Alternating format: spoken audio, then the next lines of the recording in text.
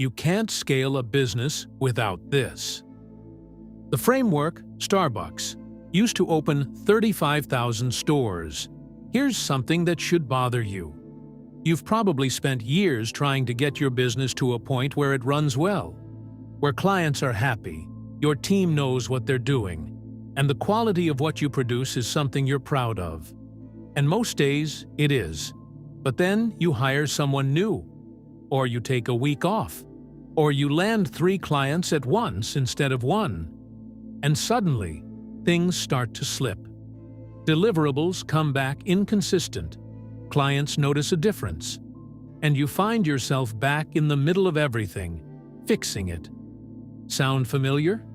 That's not a people problem. That's not a culture problem. That is a systems problem. And it is the single biggest thing that will stop you from ever building something that scales. So here's what's interesting. Starbucks cracked this problem at a scale that should seem impossible. They operate over 35,000 stores across 80 countries. A caramel macchiato made in São Paulo tastes almost identical to one made in Seoul or Sydney. The milk temperature, the espresso pull time, the way the barista greets you, all of it consistent, everywhere, every time. How does a company do that?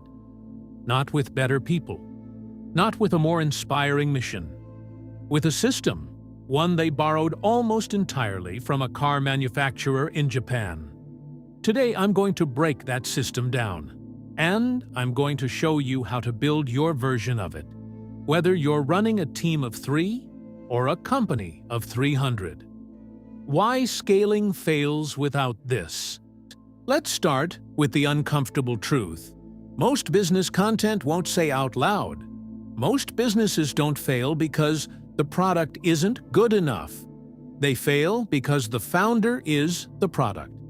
What does that mean practically? It means when you're the one in the room, things are great. When you're not, things drift. Quality drops. Decisions get made differently.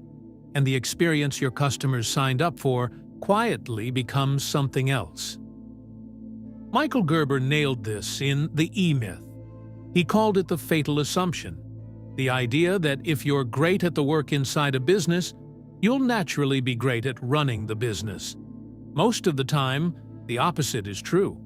The technician and the systems builder are 2 completely different skill sets. And most ambitious people are excellent technicians who've never been forced to become systems builders. The fatal assumption is, if you understand the technical work of a business, you understand a business that does that technical work. Michael Gerber. Gerber's argument, which still holds up 40 years later, is that every business should be built as if it's going to be franchised. Not because you plan to franchise it, but because the discipline that franchising demands forces you to make your process repeatable by someone other than you. And that is the only way you ever stop being the ceiling. Here's a real example of what happens when you don't do this. Quiznos. In the early 2000s, they opened over 5,000 locations in a few years. And then, they fell apart. By 2014, they were in bankruptcy. One of the consistent complaints from franchisees was operational inconsistency. Different stores ran differently. When customers couldn't predict what they were getting, they stopped showing up. The product wasn't the problem. The replication was. Compare that to McDonald's. When Ray Kroc first walked into the McDonald Brothers burger stand in San Bernardino in 1954, he didn't fall in love with the burger. In grinding it out, he wrote that what he fell in love with was the system, the precision, the sequence, the way every step was stripped to its essence so anyone could execute it the same way every time. Kroc didn't build McDonald's by hiring great people. He built it by making the process great enough that good people could follow it and produce a great result. That insight is the entire game. And Starbucks built its empire on the same principle. Quick thing before we get into this. Every playbook I post is built to save you time, money, or a mistake you haven't made yet, but only if you actually see it. So do this one thing right now. Hit subscribe and tap that notification bell so the next one lands in front of you the second it drops. That's it. That's the only ask. Now, if this playbook hits home, or you've got a question burning a hole in your pocket, drop it in the comments. I read every one, and I build future playbooks around what you ask. Let's get into it. What Starbucks stole from Toyota. To understand how Starbucks built their system, you need to understand what Toyota figured out in 1950s Japan. After World War II, Toyota couldn't compete with American car makers on volume or budget, so they didn't try to. See, instead, they built a production philosophy built entirely around one idea. Quality cannot be inspected at the end of a process. It has to be built in at every stage. They called it the Toyota Production System. The West eventually called it lean manufacturing. And the core of it was something they called standardized work, a documented, precise, non-negotiable method for every single task on the production line. Not a suggestion, a standard. Pull the wrong time, temperature wrong, sequence wrong. Stop. Fix it. Do it right. Toyota gave every worker the authority and the expectation to stop the entire production line if they spotted a defect. They called it andon. The logic was simple. Stopping the line for 5 minutes is expensive.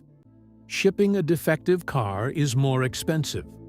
Quality at every step beats quality control at the end. And now here's where Starbucks enters the picture. By 2008, Starbucks was in trouble. Howard Schultz had stepped back from the CEO role. Locations were growing fast, but the experience was starting to drift. Wait times varied, drink quality varied. In Onward, Schultz described coming back to find the company had lost what made it worth coming back to. So they went to work on the system. They brought in process engineers. They timed every step of drink preparation. They redesigned store layouts to eliminate wasted movement. They created precise standards for espresso, an 18 to 23 second pull time, specific crema color, exact milk temperature. And they created documented engagement standards for how baristas should interact with customers. Not a vibe, a process. The result, between 2008 and 2010, an average drink preparation time dropped while customer satisfaction scores went up. They didn't get faster by hiring faster people. They got faster by removing friction from the system. That's the thing most entrepreneurs miss. When you have a quality problem, the instinct is to find better people. But the companies that scale figured out the leverage is in fixing the process, and then training good people to execute it. When the system is right, consistent becomes the default. The Replication Stack, your 4-part consistency model. Here's the framework. I call it the Replication Stack. 4 components that every business needs to replicate quality without relying on any single person. This isn't theory. Starbucks and Toyota both run on a version of this. The difference is, you can start building yours this week. Pillar 1. The playbook. A playbook is your documented, repeatable sequence for every critical process in your business. Not a values statement or a culture deck. The literal step-by-step method that produces your result. Written down, tested, and owned by the business rather than by you. McDonald's Operations and Training Manual is reportedly over 700 pages. It covers burger temperature, hold times, counter greeting scripts, lobby cleaning schedules. Starbucks has an equivalent. These aren't bureaucratic overkill. They are why you can walk into a location you've never been to and know what to expect.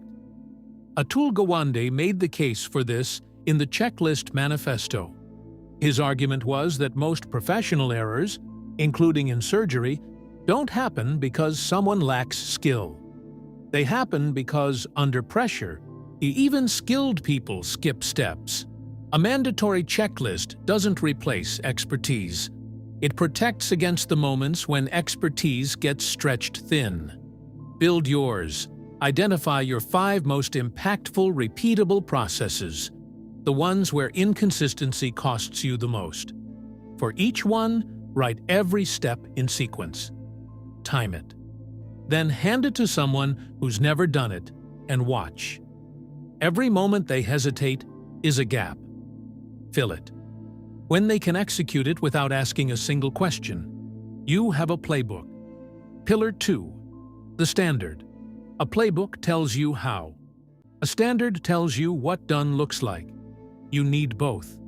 Starbucks defines an acceptable espresso shot by pull time, temperature, and appearance. If it doesn't meet that, it gets remade.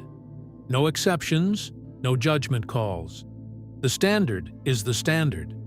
Jim Collins spent years studying what separates companies that last from those that stall.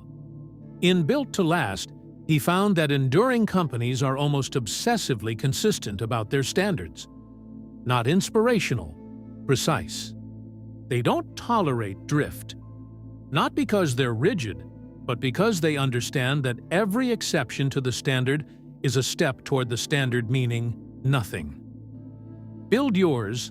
For each process in your playbook, write a 1 or 2 sentence definition of what a successful output looks like.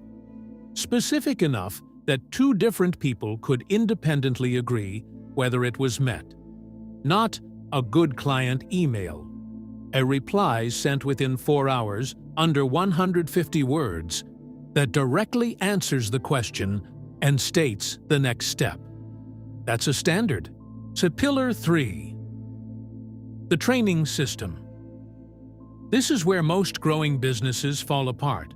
They write the playbook, they define the standard, and then they train someone by talking them through it once, maybe twice, and then they wonder why things still drift. Starbucks spends roughly 24 hours training a new barista before they run a shift solo. The goal isn't to teach them how to make coffee. Most people can do that in a day. The goal is to get them to what psychologists call unconscious competence, the level where they execute the standard correctly without having to consciously think about it, so that when a Monday morning rush hits and they're stressed and stretched, they don't improvise, they execute. Your training system needs to do the same thing. Written documentation, a short walkthrough recording, live supervised repetition, and a sign-off checkpoint that confirms they can hit the standard independently before they own the process. Build yours. For each playbook process, create 3 things: a written SOP, a short video walkthrough, Loom Works, and a sign-off checklist the trainee completes independently. If they can do it without asking anything, they're signed off.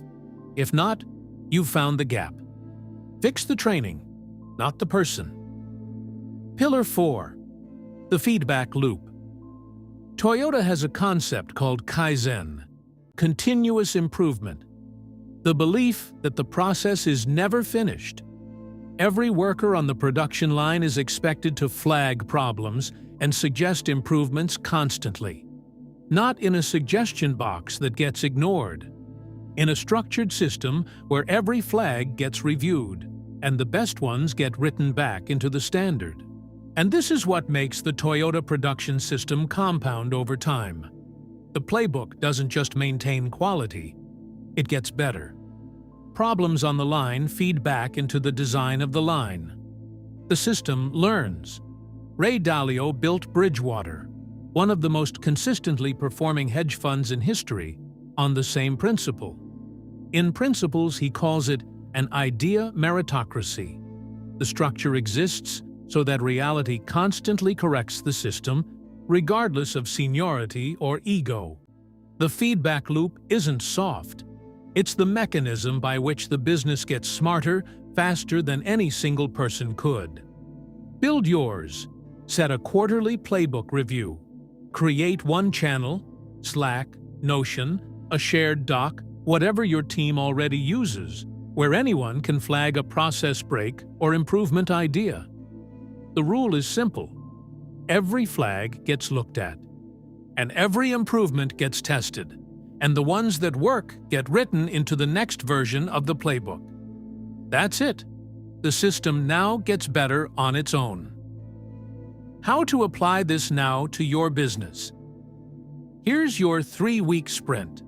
This is what building the replication stack looks like in practice, without needing a team of 50 or a process consultant. Week 1, the process audit.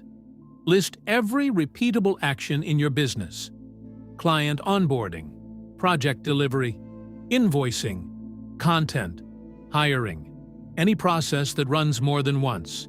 Then circle the 5 that cause the most inconsistency, friction, or revenue loss when done wrong. Those 5 are where you start. Week 2, build the first playbook. Take your single highest impact process. Shadow yourself or your best person actually doing it. Write every step in sequence. Time it. And then hand it to someone who's never done it and watch them execute. Every place they stop and ask a question is a gap in your playbook. Fill the gap. Repeat until they run through it clean without asking a thing. Week 3. Add the standard and the training doc. Once the playbook works, write the output standard for that process.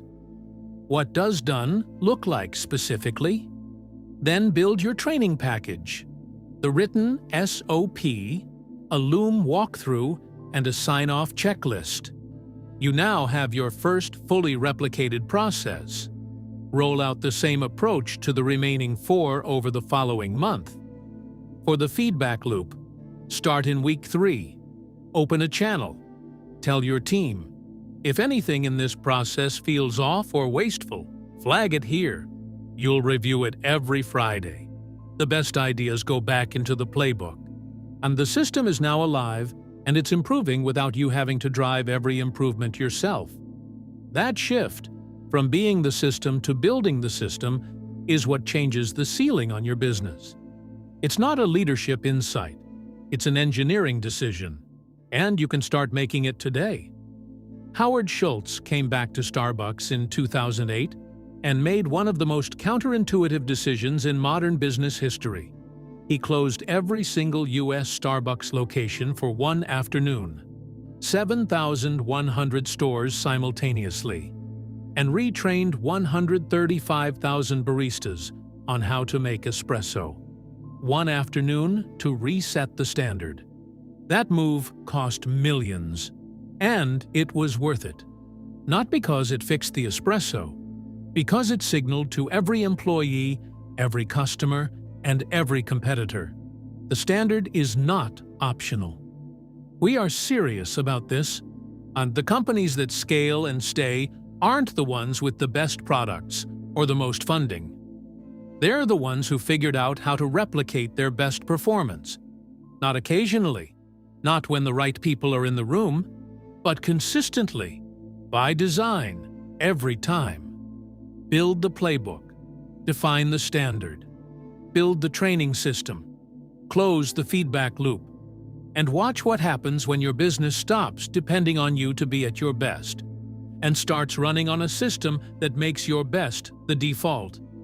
If this gave you a framework you can actually use, share it with one person building something right now. They need it. The one-page summary of the replication stack is linked in the description. See you in the next one.